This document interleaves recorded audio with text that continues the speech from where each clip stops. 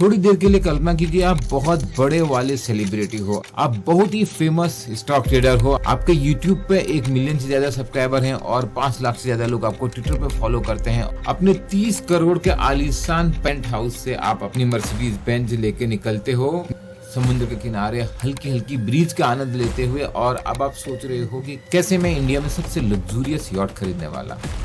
लेकिन आपको जरा भी अंदेशा नहीं है, एक सरकारी ऑफिसर एक छोटे से 4x4 के क्यूबिकल में आपके लिए कुछ अलग ही भाग्य लिख रहा है।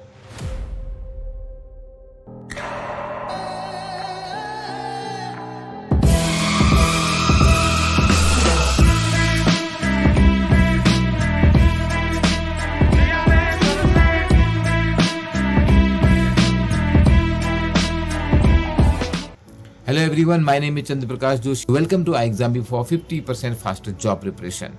आज के इस वीडियो में मैं आपको बता रहा हूँ एक ऐसी स्टोरी जिसने ऑप्शंस ट्रेडिंग से सेंसेशन मचा दी। स्टॉक नहीं ट्रेड कर रहे थे यहाँ पर ये। अगर मैं PR सुंदर के शब्दों में बोलूं, 50% चांस है शेयर प्राइस ऊपर होने का या नीचे होने का, तो 50% चांस है अगर आप स्टॉक में इन्वेस्ट करते हो आप लूज करोगे कि आप गेन करोगे। लेकिन अगर आप ऑप्शन ट्रेड करते हो तो प्रोबेबिलिटी बढ़ जाती है 80%। और वो मैथमेटिक्स के टीचर रहे PR सुंदर ने अपने ये मैथमेटिकल फॉर्मूले से बार बार प्रूव करते रहे थे, और बार बार वो इस तरीके से लोगों को सलाह दे पा रहे थे कि लोग कितना पैसा बना रहे थे, इस पर आगे बात करते हैं। बट PR सुंदर तो 30 करोड़ के आलीशान पेंट हाउस में रहते थे, मर्सिडीज रखते थे, एस क्लास जगुआर रखते थे, दुबई में भी उनका घर था, और प्राइम मिनिस्टर रिलीफ फंड में भी कोविड के दौरान उन्होंने 1 करोड़ रुपए का डोनेशन दिया था। फिर ये सेबी में बैठे हुए सरकारी ऑफिसर को क्या गलत नजर आ गया PR सुंदर में?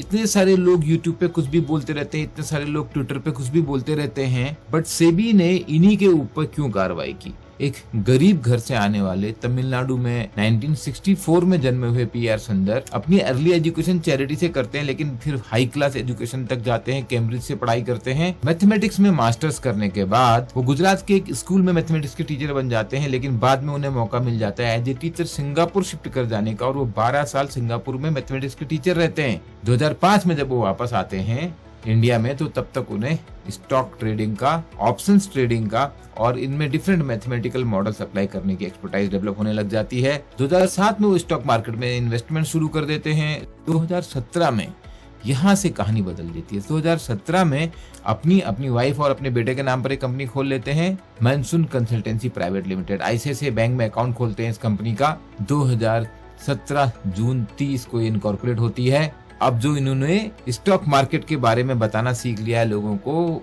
ऑप्शंस ट्रेडिंग की स्ट्रेटजी बता दी है। यहाँ पर आपको 2 मिनट लूंगा समझाने में कि ऑप्शंस ट्रेडिंग क्या होता है। ऑप्शन जैसा कि नाम ही बता रहा है, एक तरीके का ऑप्शन दिया जा रहा है। तो जो ऑप्शन बेचता है उसको ऑप्शन का सेलर बोलते हैं, और जो ऑप्शन खरीदता है उसको ऑप्शन का बायर बोलते हैं। तो ऑप्शन किसी भी चीज में दिया जा सकता है, लेकिन हम यहाँ पर स्टॉक मार्केट का एग्जांपल लेके बात करते हैं। मान लीजिए आपके पास 15,000 रुपए इन्वेस्ट करने के लिए। 15,000 रुपए में अगर हम ये मान लेते हैं कि HDFC का शेयर 1500 रुपए का है, 1500 रुपीज, तो आप मैक्सिमम 10 शेयर खरीद सकते हैं अगर आप स्टॉक में इन्वेस्ट कर रहे हैं।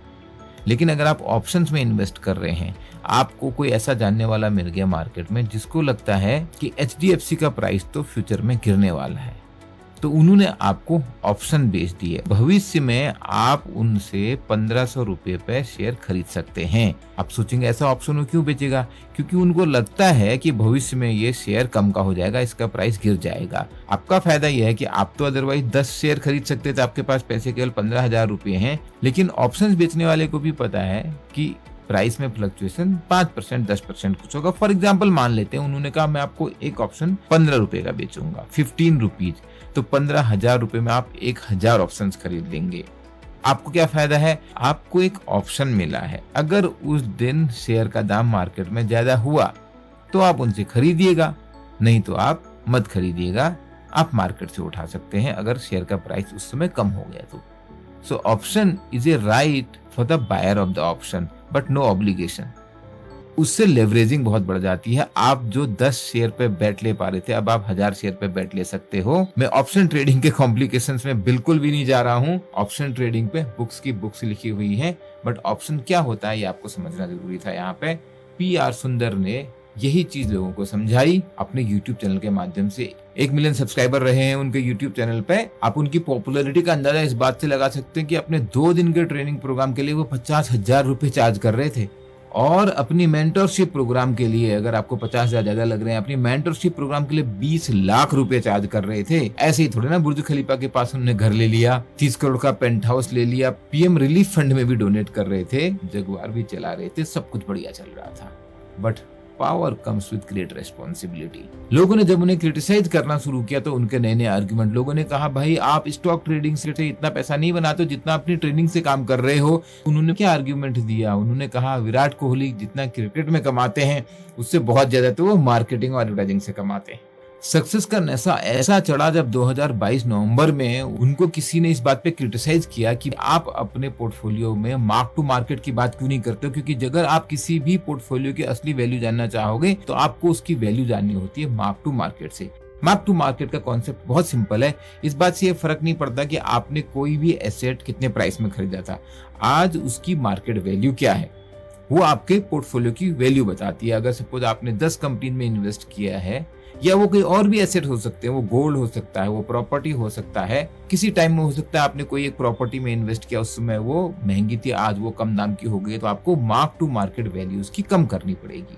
आपने सोने में इन्वेस्ट किया था, आज सोने की वैल्यू बढ़ गई है, तो मार्क टू मार्केट मतलब उसके पोर्टफोलियो में सोना अगर है तो सोने की वैल्यू बढ़ गई है। स्टॉक मार्केट में सिक्योरिटीज के दाम हर घड़ी बदलते रहते हैं, और अगर हम बात करें डेरिवेटिव मार्केट की तो ऑप्शंस के प्राइस भी हर घड़ी बदलते रहते हैं। जो भी पोर्टफोलियो आप एडवाइस कर रहे हैं उनको क्रिटिसाइज करते हुए ट्विटर पर जब किसी ने ये बोला कि आप मार्क टू मार्क स्ट्रेटेजी का विरोध क्यों करते हैं, पीआर सुंदर का घटिया जवाब देखिए। वो बोलते हैं, if you want to marry a girl, marry the girl, otherwise leave it. If you ask to verify her virginity and if she refuses, what are you going to say? Why the girl is afraid of verifying the virginity.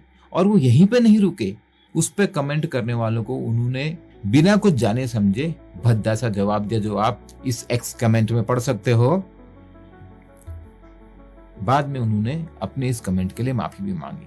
उन्होंने accept किया कि वो अपने argument को justify करने के लिए जरूरत से ज्यादा बोल गए, पर्सनल कमेंट करके। उन्हें तो पता भी नहीं था कि उस आदमी की डॉटर है या नहीं। और यहाँ पर ये बात बहुत इंपॉर्टेंट है समझनी, एक और तो पीआर सुंदर अपनी सीमाओं को लांघ रहे थे अपनी मार्केटिंग में, पर दूसरी ओर वो अपनी बाउंड्रीज भी क्रॉस कर गए थे इन्वेस्टमेंट एडवाइजरी में। इन कमेंट के लिए सेबी नहीं पेनलाइज करने वाला था पीआर सुंदर को, that is none of the SEBI jurisdiction. SEBI के पास एक एनोनिमस कंप्लेंट आती है पीआर सुंदर के खिलाफ, और सेबी इन्वेस्टिगेशन शुरू करता है। अगर आपको नहीं पता तो ब्रीफ में आपको ये आइडिया होना चाहिए कि 1992 में established SEBI, securities and exchange board of India का मेन काम है इंडियन मार्केट में इन्वेस्टर्स के इंटरेस्ट को प्रोटेक्ट करना, सिक्योरिटीज मार्केट को रेगुलेट करना, मार्केट इंटरमीडिएटरीज और ब्रोकर्स के लिए सही दिशा निर्देश जारी करना। सेबी ये इंश्योर करता है कि मार्केट ट्रांसपेरेंट हो, फेयर हो, और इसके लिए सख्त से सख्त कदम भी उठाने पड़ते हैं, तो उसमें भी कोई संकोच नहीं करता है। बहुत सारे लोगों को सेबी ने जेल भेजा है। पीआर सुंदर के इन्वेस्टिगेशन में सेबी ने पाया कि पीआर सुंदर ने बहुत सारे रूल्स का वायलेशन किया। सबसे इंपॉर्टेंट इसमें था investment advisory. As per regulation 2 section 1(1) of the SEBI regulation act 2013 के हिसाब से अगर इंडिया में किसी को भी एडवाइजरी करनी है, इन्वेस्टमेंट एडवाइजरी करनी है, किसी भी क्लाइंट को अगर आपको एडवाइस देनी है किस सिक्योरिटी में इन्वेस्ट करना है, कहाँ नहीं करना है, और उसके लिए अगर आप कोई फीस चार्ज करते हैं तो आपको सेबी से रजिस्ट्रेशन लेना बहुत जरूरी है। पहले ये काम पीआर सुंदर करते थे दूसरी कंपनी के लिए, लेकिन बड़ी चालाकी से उन्होंने क्या किया, अपनी ये एडवाइजरी चालू रखी और पैसा मंगाना शुरू कर दिया। मानसून कंसल्टिंग प्राइवेट लिमिटेड, जो अकाउंट खोला था उन्होंने आईसीआईसीआई बैंक में 2017 में। सेबी ने जब इन्वेस्टिगेशन किया तो पाया कि पीआर सुंदर जो अपनी वेबसाइट चला रहे थे उस पे पेमेंट गेटवे, रेजर पे का पेमेंट गेटवे का भी लिंक था, और वहां पे 4 करोड़ 60 लाख रुपए का ट्रांजेक्शन उनके अकाउंट में हुआ था। सेबी ने ये सारे अमाउंट और उसके ऊपर 12% के इंटरेस्ट की पेनाल्टी लगाते हुए 6.07 करोड़ की टोटल पेनल्टी लगाई पीआर सुंदर पे। सेबी ने यह भी पाया कि उन्होंने जिन स्टॉक में उनकी अंडर परफॉर्मेंस चल रही थी उसको तो रिपोर्ट नहीं किया, लेकिन जहां पर उनकी स्ट्रेटेजी ज्यादा काम कर रही थी उन्हीं बातों को हाईलाइट किया।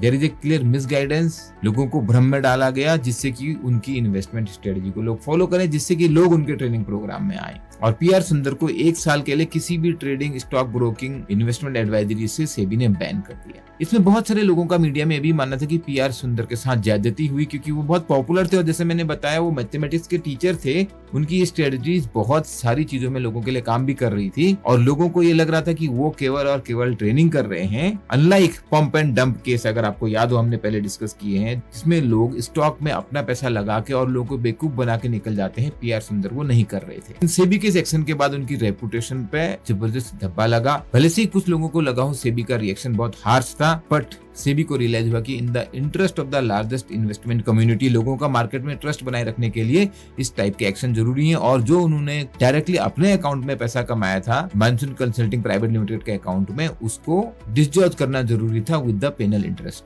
और वही काम सेबी ने किया। इस स्टोरी से हमें इतना जरूर पता लगता है कि चाहे आप कितना ही बढ़िया बिजनेस कर रहे हो, कितनी ही अच्छी स्ट्रेटेजी कर रहे हो, अगर आप अपने बिजनेस में एथिकल नहीं हो, अगर आप अपने बिजनेस में ट्रांसपेरेंट नहीं हो, तो कहीं ना कहीं आप अपने लिए प्रॉब्लम खड़ी कर ही लोगे। किसी भी मार्केट में गेन्स जो हैं वो अनरीजनेबल नहीं हो सकते हैं, वो अनलिमिटेड नहीं हो सकते हैं। कितनी भी सक्सेस आने के बाद भी आपको वो सक्सेस का नशा नहीं चढ़ना चाहिए। आपको क्या लगता है, एक YouTube इन्फ्लुएंसर पे ये सेबी का कदम कुछ एक्सेसिव था? क्या ऐसे इन्फ्लुएंसर कहीं ना कहीं मार्केट मेकिंग में आम जनता को सिक्योरिटीज मार्केट में पार्टिसिपेशन में सेबी की हेल्प भी कर रहे हैं? पीआर सुंदर तो पैसा ट्रेनिंग से कमा रहे थे, पैसा सब्सक्रिप्शन से कमा रहे थे, और लाखों लोग उनके फॉलोअर रहे हैं। आप अपने कमेंट कीजिए, जो भी आपने सीखा हो उसके बारे में अपने एक्सप्रेशंस दीजिए। अगर आपको कोई क्वेश्चन पूछना हो, feel free to ask me in the comment. और हम लेते आएंगे ऐसी और स्टोरीज जिससे आपको सिक्योरिटीज मार्केट के बारे में पता लगेगा, जिससे आपको मार्क टू मार्क क्या होता है पता लगेगा, ऑप्शन ट्रेडिंग क्या होता है ये पता लगेगा, जिससे आपको पता लगेगा कि SEBI securities and exchange board of India किस तरीके से इस सिक्योरिटीज मार्केट को डेवलप कर रहा है, किस तरीके से इस मार्केट का वॉचडॉग है, किस तरीके से इस मार्केट का रेगुलेटर है। The aim is to ultimately demystify the working of SEBI. We at iExamBee makes your job preparation 50% faster. आपको वीडियो अच्छा लगा प्लीज लाइक कीजिए, शेयर कीजिए और चैनल को सब्सक्राइब कीजिए। All the best.